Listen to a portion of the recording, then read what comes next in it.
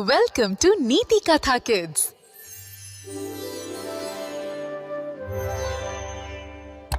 एका सुंदर बागेत मीना राहायची, जिथे फुलांच्या कुजबुजीने तिला कधीकधी त्रास व्हायचा. ती थोडी रागीट होती आणि तिच्या आवडत्या फुलाला पाणी घालताना ती नेहमी घाई करायची. एके दिवशी बागेत एक नवीन, खूपच कोमजलेले फूल दिसले. मीनाला ते फूल लगेच बघायला आवडले, पण ते का कोमजले आहे याचा तिला राग आला. "तुम्ही असे का आहात?"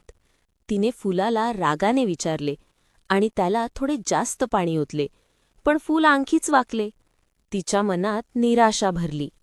तिने त्याला पटकन खत देण्याचा प्रयत्न केला, पण तिच्या घाईमुळे काही पाकळ्या तुटल्या. बागेतील इतर फुलांनीही मान खाली टाकली, जणू काही त्यांना तिची निराशा जाणवली.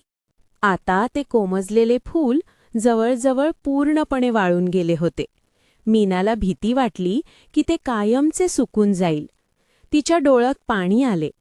तिला वाटले ती काहीच करू शकणार नाही. अचानक तिला आठवले, तिची आजी नेहमी म्हणायची, मऊ शब्द औषधासारखे असतात. तिने त्या फुलांच्या कुजबुजीकडे कान दिले आणि तिला फुलांचे दुःख कळले. तिने हळूवारपणे फुलाला स्पर्श केला आणि म्हणाली, "मला माफ कर, तू खूप सुंदर आहेस." तिच्या मऊ शब्दांनी फुलाच्या ताकळ्या थोड्या उघडल्या आणि ते थोडे ताजे झाले.